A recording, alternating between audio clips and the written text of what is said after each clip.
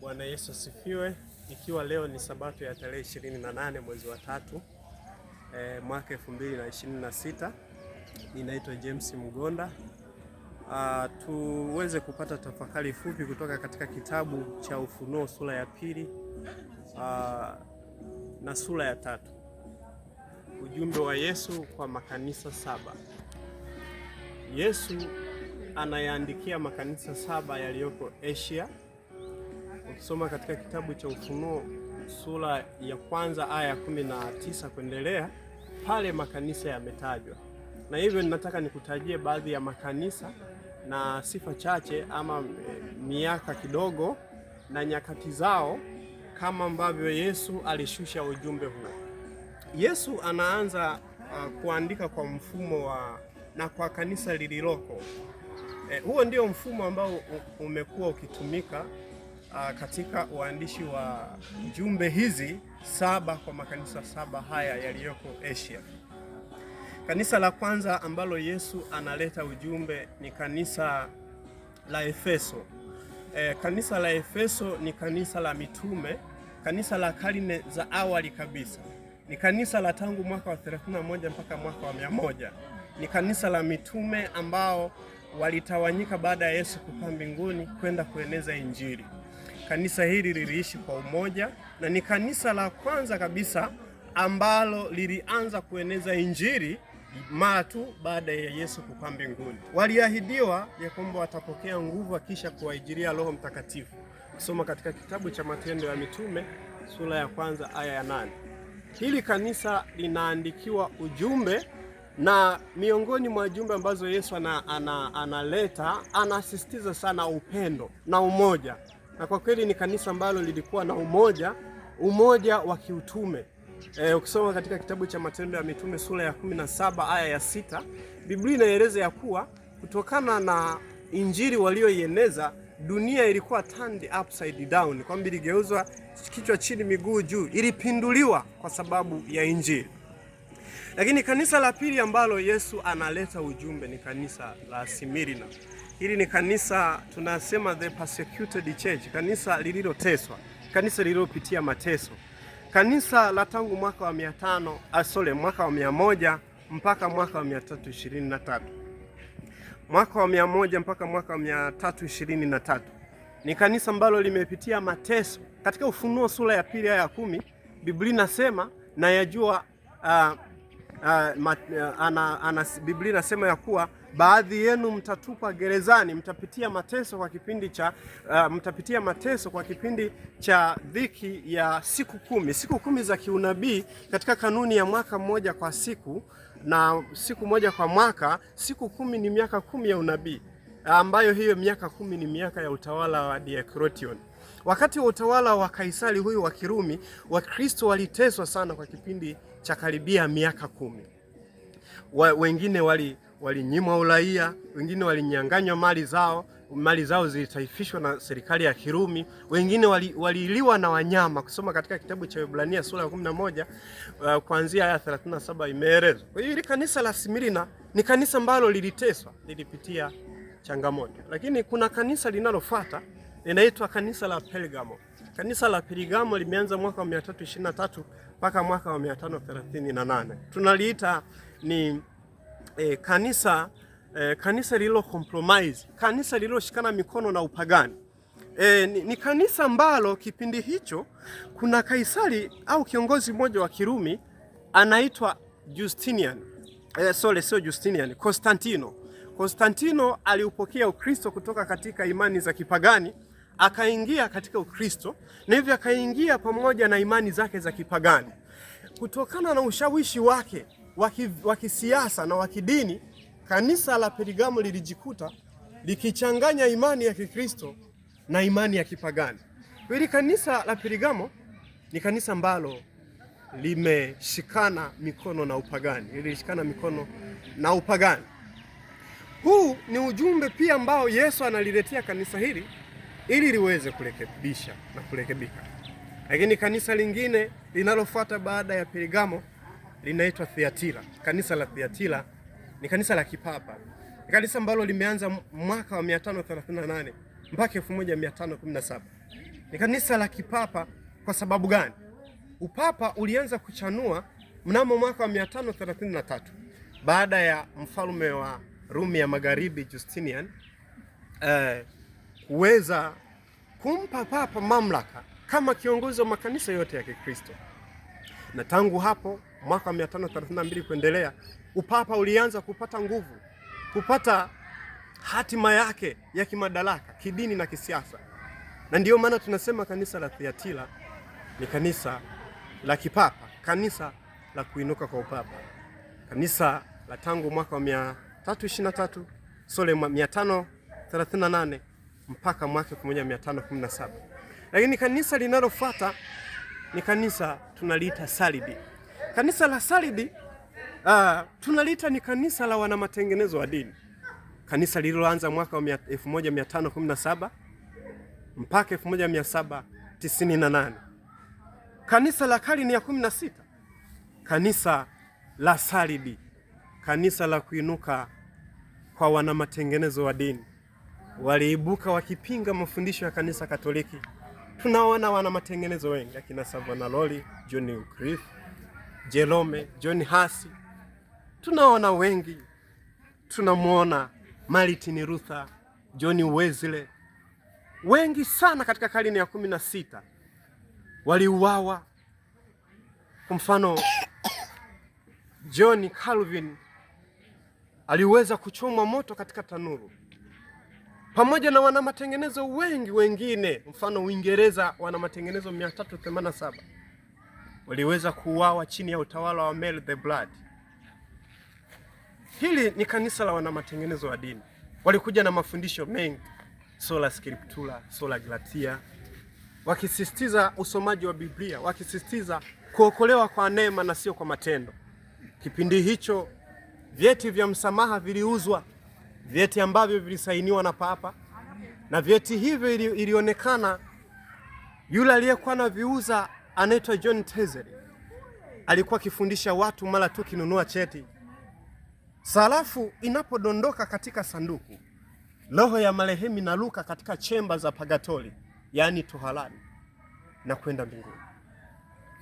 Mafundisho hayo ya vyeti vya msamaha yalifanya wana matengenezo kama kina Martin Luther waibuke. Mfano, Martin Luther aliweza kuja na sababu 95 akaziweka katika mlango wa Wittenberg pale Ujerumani. Kwa nini hakubaliani na fundisho la vyeti vya msamaha, msamaha wa upapa, pamoja na mambo mengine ikiwemo ubatizo kwa watoto? Hawa ni wana matengenezo wa dini katika kanisa la Sardi. Lakini kanisa lingine la sita linaitwa kanisa la Philadelphia, kanisa la upendo wa kidugu. Kanisa la Philadelphia ni kanisa la wana marejeo.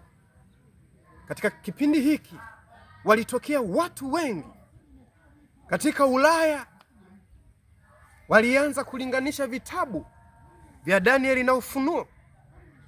Matukio mengi kipindi hicho yalitokea: tetemeko la Lisbon, jua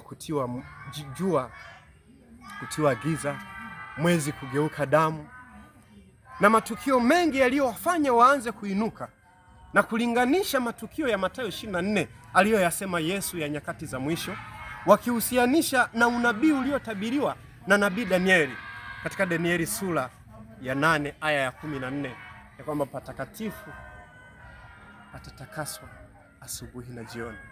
Unabii huo na nabii zingine za siku za mwisho uliwafanya wana marejeo wengi waanze kusoma na kulinganisha vitabu, na hivyo ukatimia unabii wa Danieli wa Ufunuo wa Danieli 12 aya ya 4, ambapo Biblia inasema kwamba watu wataenda mbio huku na huko na maarifa yataongezeka.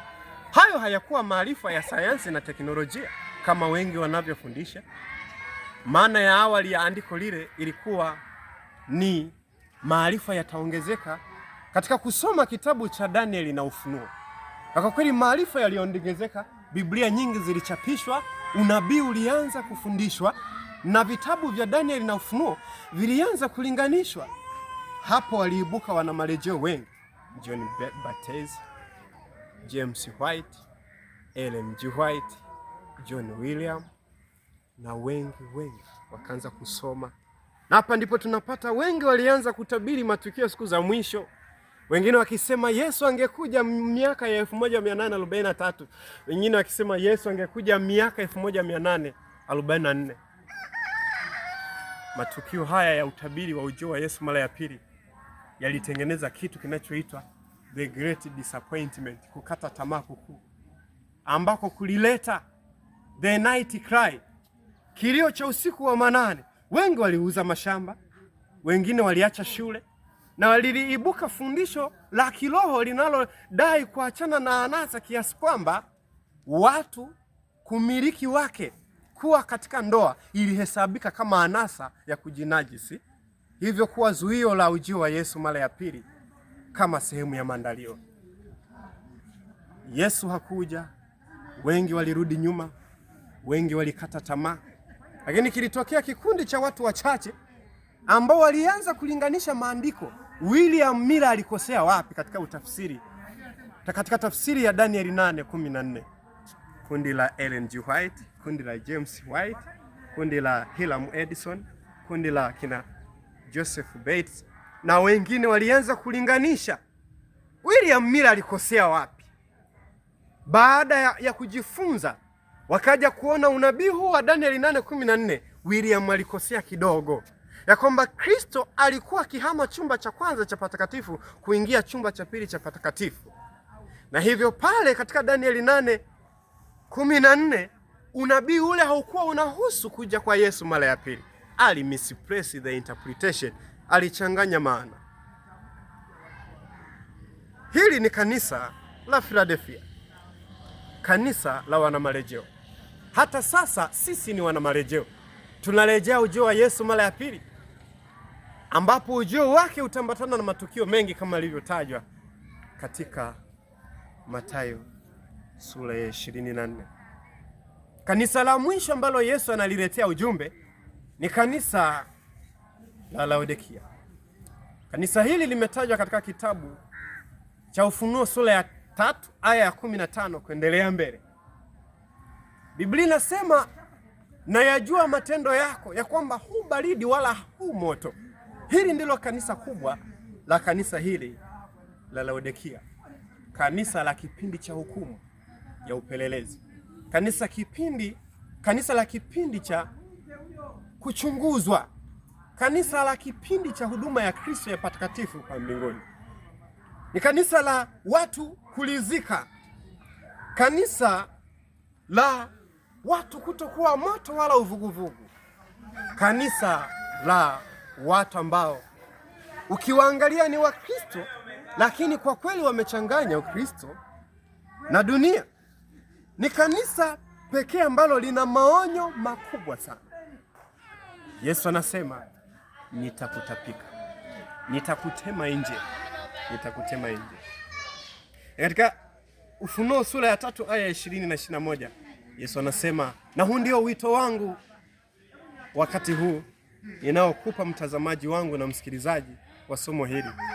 Katika Ufunuo sura ya 3 aya 20 na 21, Yesu anasema, tazama nabisha mlango, mtu atakayesikia sauti yangu nitaingia kwake. Yesu anakuita wakati huu, rafiki yangu, mwamini yeye peke yake, mwamini yeye peke yake. Yeye alikufa msalabani ili wewe na mimi tuweze kuokolewa. Katika yeye peke yake, hapo ndipo tulipo pata ukombozi, na hapo ndipo ambapo wewe na mimi tunaweza tukapata ukombozi. Jina lake peke yake ni jina ambalo linafaa kuabudiwa, jina la Yesu Kristo, jina lenye mamlaka, ambapo vilivyoko mbinguni na duniani vinaliinamia na kulisujudia. Wakati huu mpendwa, ninakuita na kukupatia wito, kama ambavyo Yesu ametoa ujumbe kwa kanisa moja hadi lingine, makanisa 7: kanisa la Efeso, kanisa la Smirna, kanisa la Pergamo, kanisa la Sardi, kanisa la Thiatira, kanisa la Philadelphia na hatimaye kanisa la Laodikia. Hata na wewe mpendwa, Yesu ana neno juu yako. Mwamini yeye peke yake. Huenda umekata tamaa, huenda una mitihani mingi katika maisha yako, lakini mwamini yeye peke yake. Yeye ndiye peke yake wa kuweza kukuokoa na kukusaidia. Yesu Kristo akubariki. Na hivyo kupitia hotuba hii na kupitia somo hili iwe ni mwanzo na mwisho wa kuweza kumwamini Yesu Kristo, na mfanye yeye kuwa mwanzo na mwisho katika maisha yako. Mungu akubariki na Mungu awe nawe kwa jina la Yesu, na naomba nikuombee. Asante Yesu Kristo, asante Mungu kwa kumtuma Yesu Kristo mwanao pekee kutufia. Asante sana. Ninamwombea msikilizaji na mtazamaji atakayesikiliza somo hili, ukambariki yeye na familia yake. Mfanye kuamini wewe, mfanye kupokea wewe, na mfanye wewe uwe mwalimu, wewe uwe kiongozi wake katika maisha yake. Asante, ninamwombea popote atakaposikiliza somo hili, popote atakapokuwa, liweze kumwongoa na liweze kumbadilisha. Na namba yangu ya simu 0744001306 ukianza na jumlisha 255 namba ya Tanzania. Namba hii msikilizaji atakapoichukua, ninamwombea kila uamuzi atakaochukua uwe uamuzi wa kukupokea wewe na kujiunga na kanisa lako la Waadventista wa Sabato.